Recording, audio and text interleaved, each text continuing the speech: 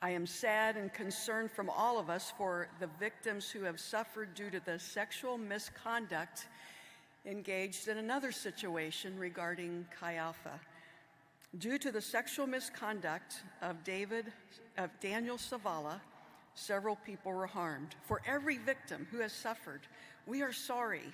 We are sorry that they have suffered, and we know that Savala engaged in sexual misconduct with male college students who attended Chi Alpha chapters and sexually abused up to 4 minors, likely over the course of a decade, by gaining access to some of his victims through individuals who also attended or served in local Chi Alpha chapters in Texas. Whenever this kind of conduct reaches the consciousness of those in the church and involves any aspect of the church, it rightfully elicits anger and anguish. It hurts the church's witness, and it can bring great harm to those who are victimized. This situation is tragic, and our hearts are broken for those who have been hurt and for the families impacted as a result. While these allegations may be new to some of you, they first surfaced to the General Counsel in the spring of 2023. 2 years ago, when we were moving into General Counsel,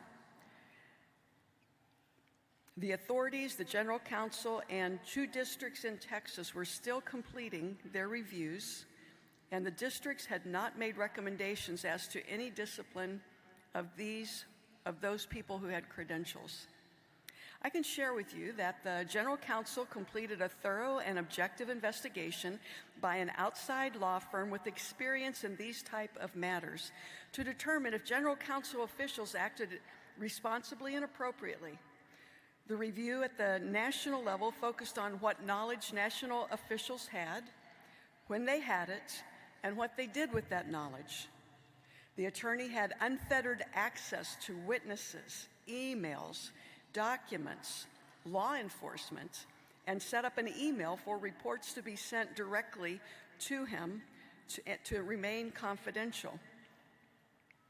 The attorney interviewed dozens of witnesses, including victims who agreed to participate. The review was not directed by the General Counsel. The findings of this investigation were presented to the Executive Presbytery in full. The Executive Presbytery is the body who oversees the business of the General Counsel and has a fiduciary duty as a board of directors would.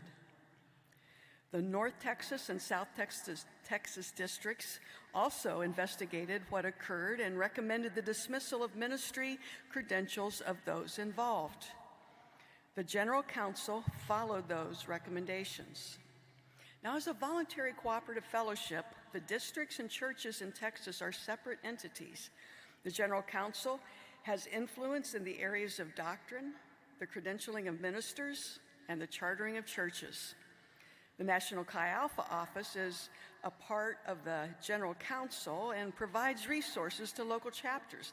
But the General Counsel has no legal authority over attendees of local churches and ministries or the policies and procedures they have in place. It did not provide day-to-day supervision of Chi Alpha ministries. Again, though Daniel Savala has had ties to some affiliated ministries and churches, he never held credentials with the Assemblies of God or the General Counsel. He never served on staff of Chi Alpha, and the General Counsel never endorsed him, his teachings, or his activities. Indeed, it does not appear that the General Counsel even knew who he was until 2018. Savala had long-standing friendships with a handful of local Chi Alpha leaders in Texas who were credentialed ministers. And it appears one of those ministers, Eli Stewart, helped Daniel Savala gain access to young men and to conceal his crimes and his 2012 Alaska conviction. He also convinced some in Chi Alpha that Savala was innocent of those charges. The Alaska conviction, which caused Savala to be classified as a registered sex offender, was based on an incident that had nothing to do with the Assemblies of God. While Eli Stewart later claimed to have also been deceived, Stewart's influence was undeniably critical in Savala's ability to engage in sexual misconduct and child abuse. In 2018, the National Chi Alpha and General Council leadership received an email about Savala.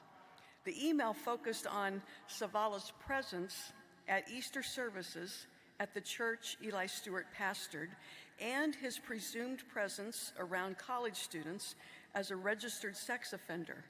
This report did not allege ongoing sexual abuse in Chi Alpha.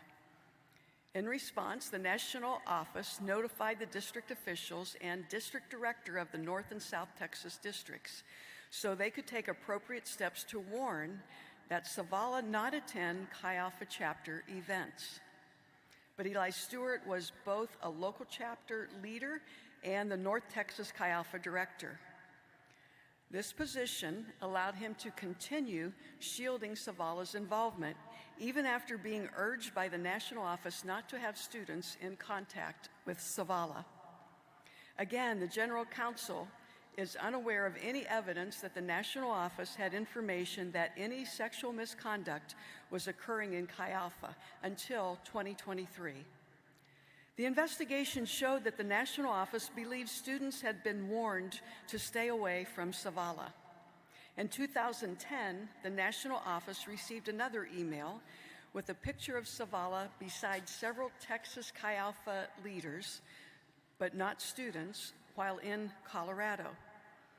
About 2 years later, when the National Chi Alpha office became aware that Savala was spending time around one particular Chi Alpha group, the national office strongly urged local leaders to ensure Savala not be near Chi Alpha students.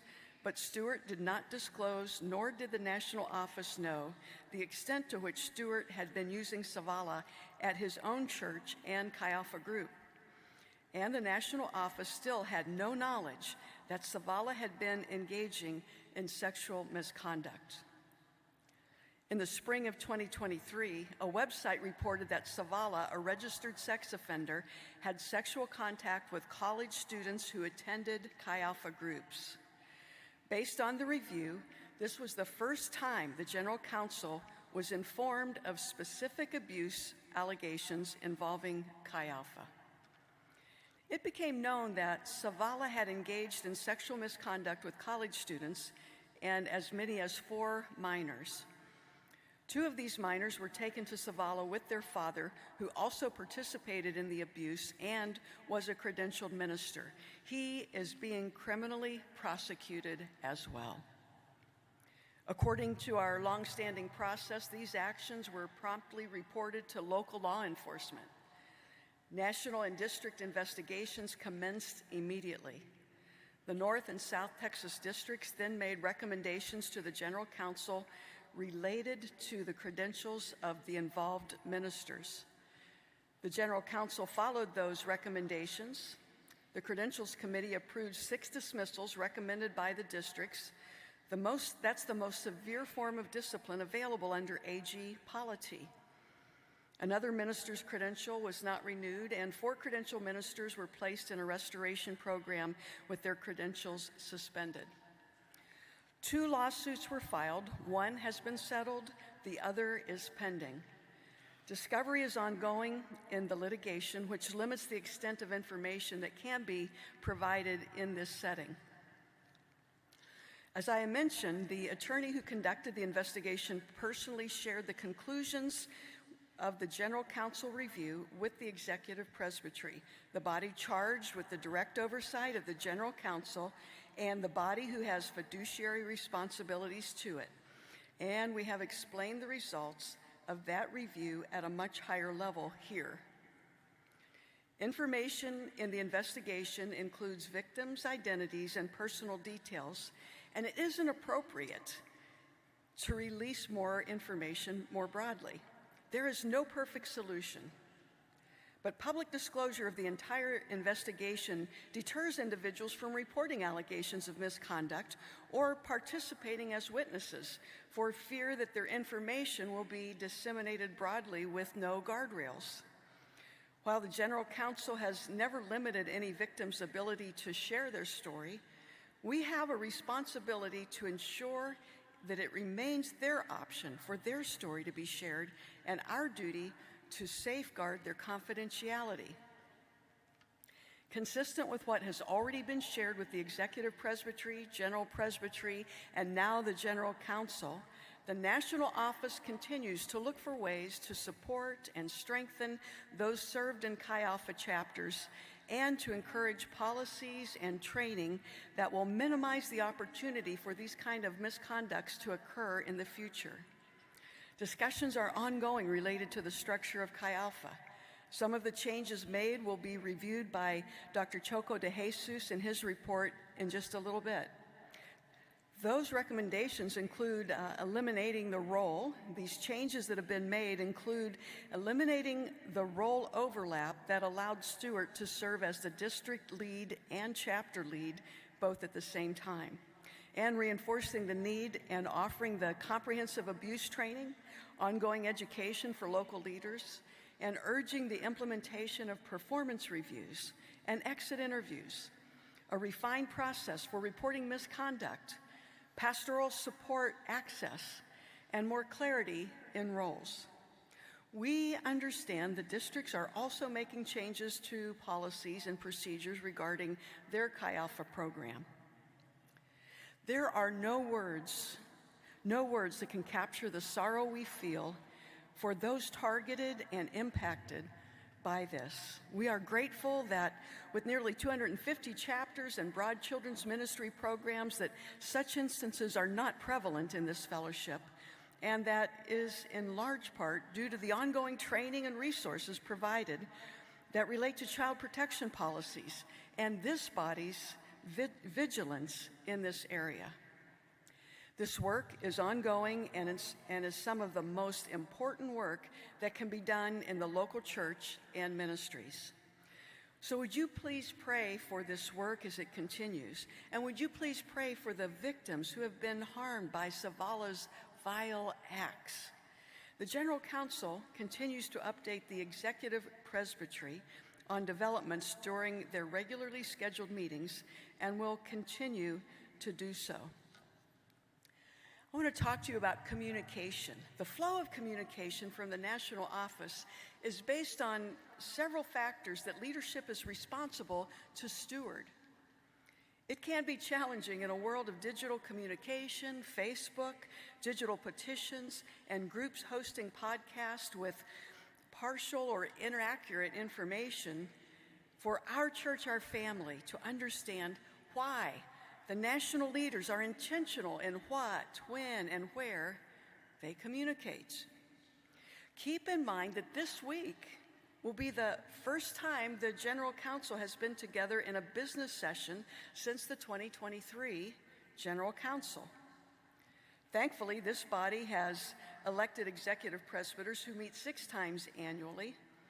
When an investigation is pending, for us to comment before we know the facts would result in chaos and a different comment after learning more. Then there is personal confidentiality that must be protected, whether it is that of a complainant or a witness or a minister being investigated and disciplined. When the need arises for someone's credentials to be off-boarded, there are several factors that go into how that is handled and who is able to know what. AGWM has communicated extensively inside their missionary family. That may not satisfy websites, Facebook conversations, or external reports, but they are not our audience.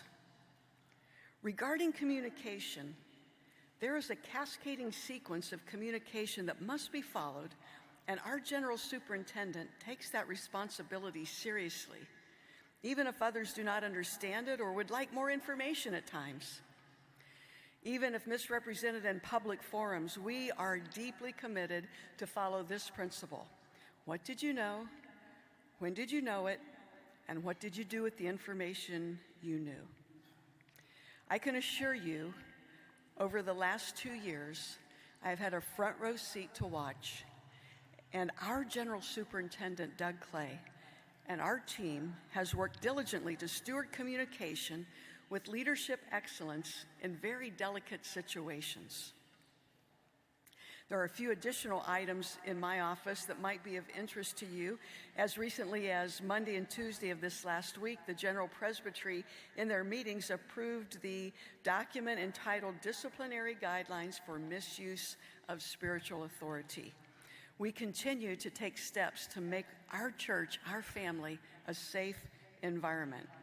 Also, coming out of the General Presbytery meeting, 5 position papers were approved. One of those papers is entitled Misuse of Spiritual Leadership. Now, you'll be able to access that on the ag.org website in the days to come.